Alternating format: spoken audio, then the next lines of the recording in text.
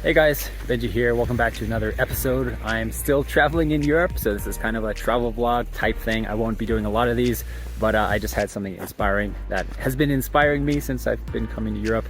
And currently I am in the Swiss Alps in a small town near Interlaken in Switzerland. Beautiful, beautiful place. It is truly, truly as stunning and magnificent as they say. I know that True Mother and True Father really love the Swiss Alps, so I'm kind of thinking about them while I'm taking a hike here.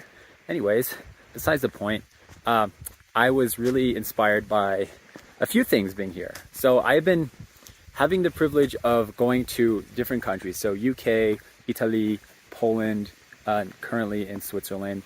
And I've been also doing a bit of like trying to see the very, very countryside and also the very, very city life. So I've done that in every country that I've been in. And I've noticed how truly, truly important it is to live a very simple life, because the tendency is that the more country you go, the simpler people are, right? They work, they get up, they take care of their farm, take care of the kids, go to sleep, they wake up, they do it again. And then when you go to the more city life, right? Like currently I'm in the Swiss area, the Alps countryside, but I'm staying in Zurich, which is kind of a big main city. And you notice that when you go to the city, anywhere in the world, as you go into more city areas, start to notice people become more maybe deprioritizing the simple life, right? Like the raising the family and just working hard, doing your thing, and then it becomes more complicated, right? It becomes more about status and making money, and we overcomplicate things, and maybe you feel like you have this tendency as well, right? So the thing that I was truly inspired by was when I was in London. We were going around London with my brother and some of the other people that were part of the workshop, Heineken workshop in UK. We were on one of those double-decker buses, and we were sightseeing around London. So we saw the London Bridge and the Big Ben and all the things that we do in London, right? And I was really inspired by how much time, effort, resources, energy went into making these buildings, right? And I don't know that's a simple thing to be inspired by, but I was just awestricken. I was like, hundreds of years ago, like 500, 700 years ago, how much time and effort they took to hand sculpt all of these things to make the London Bridge, to make these incredible feats of achievement, right? And then I looked at Samuel, I was like, I can't believe that at a time hundreds of years ago where people were just trying to get by, just trying to live their life, they would devote so much of their selves to what? To God, to their faith, to their belief. And that we had an enormous amount of manpower and energy and resources being poured into these buildings as a form of devotion to people's faith. And I thought it was so amazing that even at a time where people were just trying to survive, man, they were just working so hard on these buildings. And then I looked at Sammy and I was like, I can't believe this. This is insane, right? And he looked at me and he was like, Benji, wait till you go to Rome, right?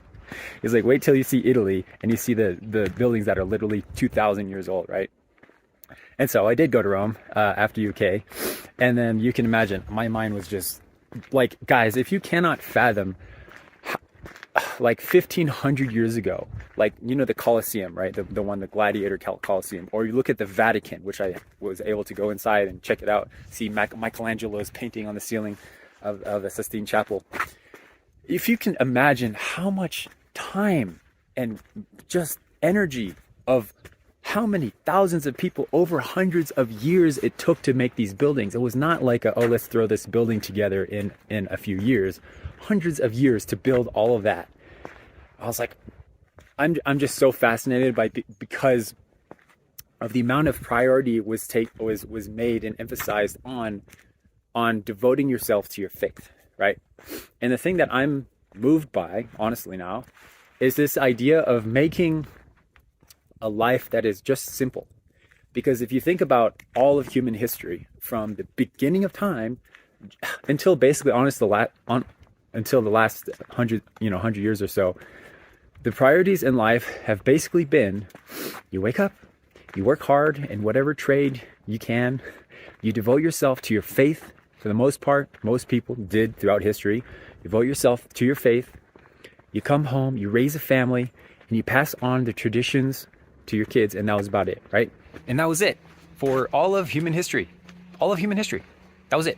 You just wake up, you work hard, you come home, take care of your kids, you pass it on to your children, and that was it. Had more kids. That's all of human history, right? So it's a blessing and a curse to be in today's age, right? Where there's a massive shift in priorities, in the priorities in people's lives, in the way that we think, the things that we focus on. But I think there's a beauty to living a life that is just as simple as devote yourself to your faith.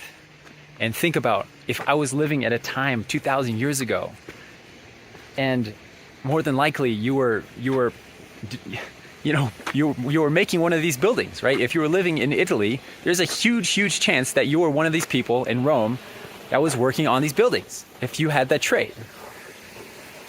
And so there's something really beautiful about that. And I think God created us to live a simple life and to devote ourselves to something that is truly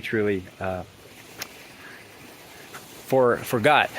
And I want to emphasize how important this is, because I've been mentoring guys and gals in matching processes recently, and it's been coming up pretty frequently. People are feeling a sense of unease or anxiety or angst about the future and my purpose and my career and what's my purpose, and I don't feel like I'm doing what I'm meant to be doing, or what am I going to do with my career, and that sort of thing, which is a natural thing to worry about and to be concerned about, right?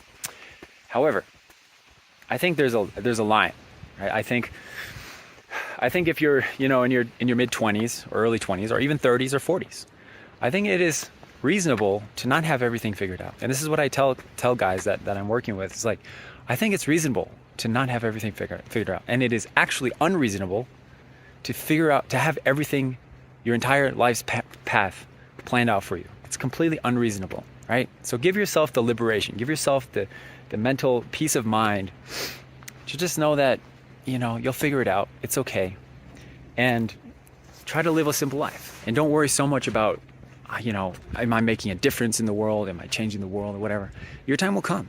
Like just one of the greatest kind of realizations I've had in my own life is that God is always trusting you. God is always trusting you that you can do it. You can do anything that you want, and that you will make the right decisions. And in return, you also have to trust God, because trust is a two-way thing. You have to trust that God has made a path for you. And it might be rocky, and it might be muddy, and it might be slippery, and it might be winding. It might be a path that looks like this, right? You might be climbing a giant, massive mountain. But you have to trust that the path is there, and you just have to walk it. And it will be up and down. It will be a journey, and you won't know where you land. But be open to different options. Be open to where that journey, where that road might lead you. Yeah. And I think this is truly important when it comes to matching and blessing. I think we like to overthink things and over control the outcomes of our life. But I think by definition, if we try to control the outcomes of our life, we are lacking faith. We're lacking in faith and trusting in His path. And remember that trust is a two-way thing. God trusts you unconditionally. God already trusts you, so you have to trust back. And I think that's a profound way to live your life, is to just keep going. Just keep going. Don't worry too much about, am I on the right path, or am I getting matched, blessed to the right person? Who is the person going to be? Just keep going. Just keep growing. Just keep investing in yourself, and your time will come. Your road will come. I truly believe that, and I've seen it so many times, and I've seen it enough to have enough conviction to tell you that you'll be all right. You'll land on your feet, as we all do. All right. Lots of love to you guys, from me to you, from the Swiss Alps. And yeah, that's it. See ya.